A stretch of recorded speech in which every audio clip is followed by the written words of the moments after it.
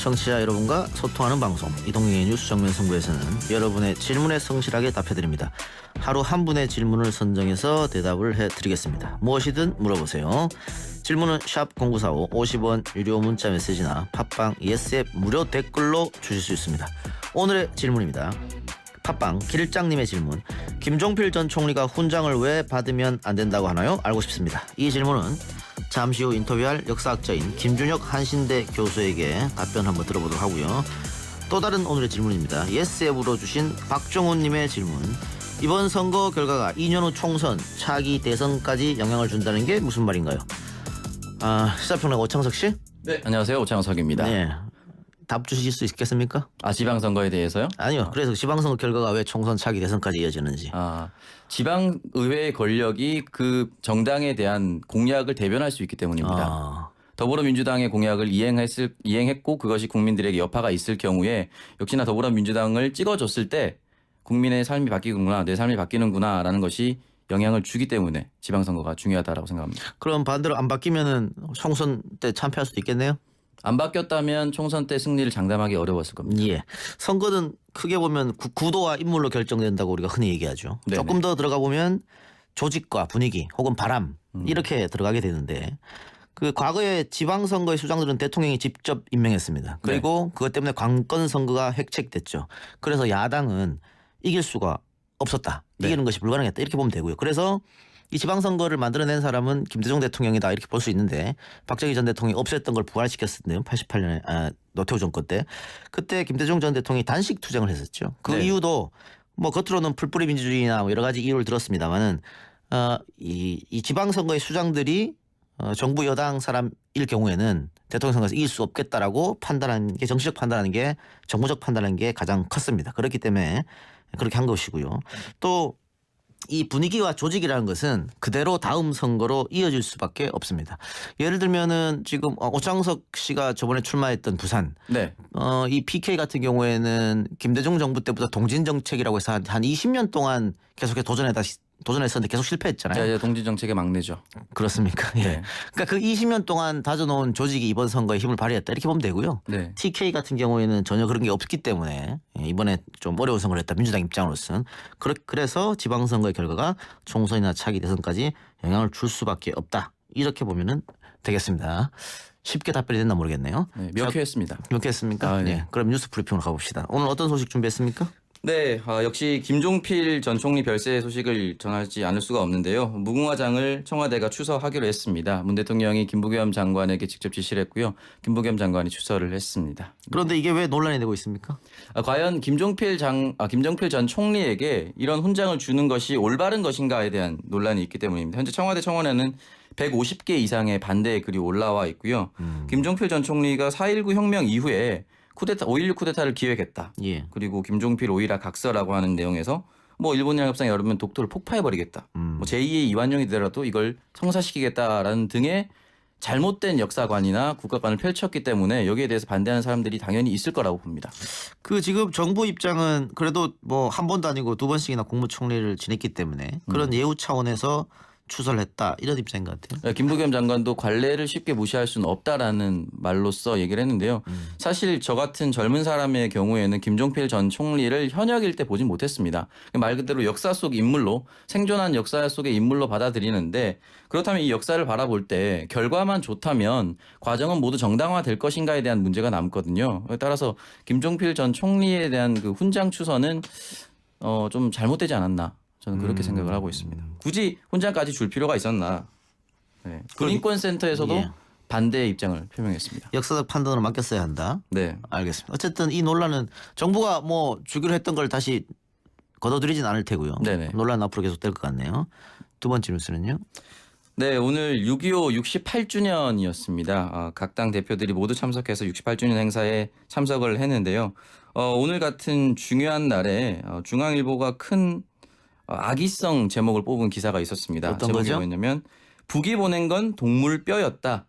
유에 넘겨받은 미국과 영국 쇼크라는 제목이었습니다. 아, 이게 오늘 헤드라인이었습니까? 네, 6월 25일자 헤드라인이었는데요. 아직 북이 미국으로 보내지 않았는데. 네, 현재까지 상황은요. 나무상자야 100여 개를 판문점을 통해서 미국이 북한 측으로 전달을 했을 뿐입니다. 근데 이 제목만 보면은 마치 그 나무상자에 동물뼈를 보내서 북한이 또 한 번 기만적인 행동을 보였다라는 것처럼 보이는데요. 이 제목을 타고 들어가 보면은 내용은 1995년까지 송환 작업에서 북한이 그랬었다라는 내용을 악의적으로 기사 제목을 뽑은 것으로 확인됐습니다. 예. 어쨌든 아직 유해가 어느 정도 미국으로 돌아갈지 정확하게 결정되지는 않았죠. 트럼프 네. 대통령은 209라고 얘기했습니다만은 뭐 109에서 209 사이가 될 것이다 이런 얘기도 있어요. 네, 그게 그 숫자를 뭐 부른다고 해서 이렇게 다 되는 것이 아니니까요. 현재 예. 법 인류학자를 포함한 미국 측 관계자 2명이 함께 들어갔다고 하니까 최대한 많이 복원을 해서 송환을 할 예정이라고 합니다. 예, 세 번째 뉴스 봅시다. 네, 북미 정상회담 그리고 판문점 회담을 통해서 이산가족 상봉이 다시금 재개가 됐습니다. 2015년 이후에 3년 만에 이산가족 상봉인데요. 100명을 뽑기 위해서 현재 5배수인 500명을 1차 선정을 했습니다. 현재까지 100명을 뽑기 위해서 경쟁률이 무려 568.9대 1이라고 합니다. 예.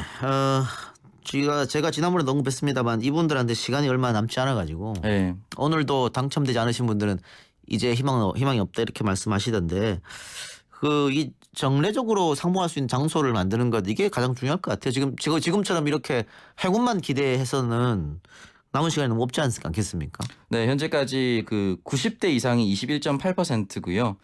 전체 5만 7천여 명 지원한 사람 가운데 4만 8천여 명 85.6%가 70세 이상입니다. 이들에게 앞으로 살아갈 수 있는 신체적 시간이 얼마 남지 않았는데요. 따라서 이렇게 이벤트성으로 할 것이 아니라 그 어떠한 상황이 오더라도 분기별로 또는 월별로 진행을 하는 것이 옳다라고 봅니다. 예. 그리고 현재 74.7%는요. 예. 생사도 확인이 되지 않고 있다고 합니다. 알겠습니다. 어쨌든 좋은 소식 기대해 보고요. 다음 네. 뉴스 가봅시다. 네, 네 번째 뉴스입니다. 현재 자유한국당의 비대위 준비위원장을 맡고 있는 앙상수 위원장이 당내외 인사를 불문하고 찾아보겠다.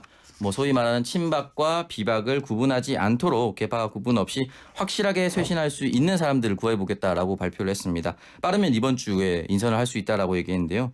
이에 대해서 자유한국당 재건 비상행동, 그러니까 원외 당협위원장을 중심으로 뭉친 모임은 인적 쇄신을 위한 정풍 운동의 대상에 안상수 준비위원장도 이름을 넣었습니다.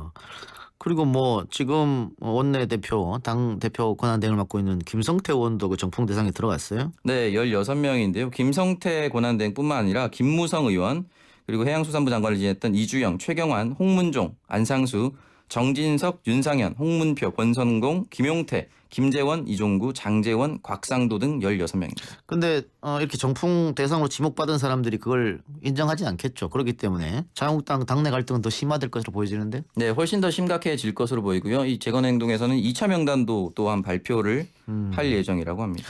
그러니까 친박, 비박 가리지 않고 비대위원장 선정하겠다라고 얘기는 했습니다만 만일 친박이나 비박 두 세력 중에서 한 세력이 나온다면 그것 또 한 번의 내용이 될 가능성이 있을 것 같아요. 무조건 반대편에서는 반대를 할 것 같고요. 이 예. 재건 비상행동은 일단 안상수 준비위원장의 이름을 넣었다라는 것 자체가 안상수 준비위원장이 누굴 지명하더라도 앞으로 반대할 것이다라는 포석을 이미 깔아준 것이다라는 분석도 있거든요. 앞으로 쉽게 봉합되지는 않을 것 같습니다. 그리고 예. 바른미래당 얘기를 잠깐 해보면요. 예. 이현주 의원과 김관영 의원이 원내대표를 두고 겨뤘는데 김관영 의원이 선출이 됐다라고 합니다.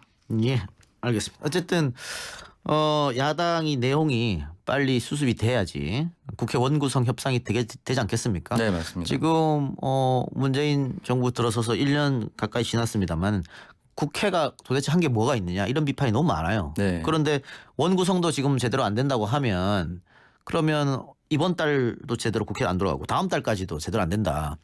정말 민생을 위한 국회가 맞느냐 이런 비난을 받을 수 없기 때문에 하루빨리 이 자유한국당 내용을 수습하고 원구성에 임했으면 좋겠다 이런 바람입니다. 다음 뉴스 갑시다.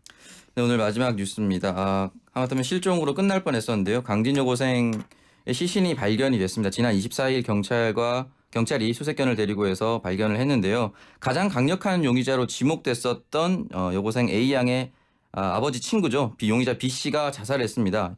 자살했는데 이 휴대폰을 2개를 썼다고 합니다. 현재 제2의 휴대폰을 현재 경찰이 확보를 했고요. 이 내용을 현재 조사 분석 중에 있다고 합니다. 예.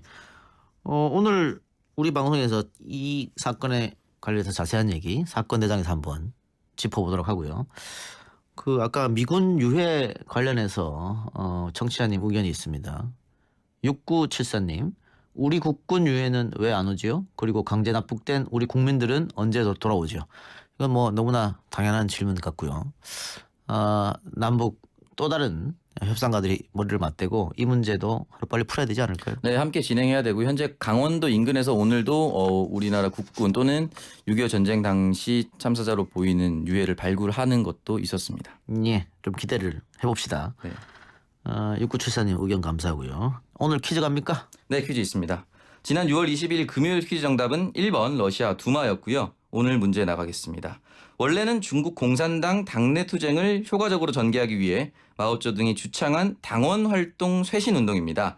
최근에 자유한국당이 인적 쇄신을 위해 명단을 발표한 이 운동의 이름은 무엇일까요? 1번 정풍운동, 2번 유산소운동, 3번 복근운동입니다. 예, 1번 정풍, 2번 유산소, 3번 복근운동. 정답 아시는 분은 샵 0945 유료 문자로 정답 보내주시기 바랍니다. 채택되신 분은 개별 연락해드리겠습니다. 오창석 씨 수고하셨습니다. 네, 감사합니다.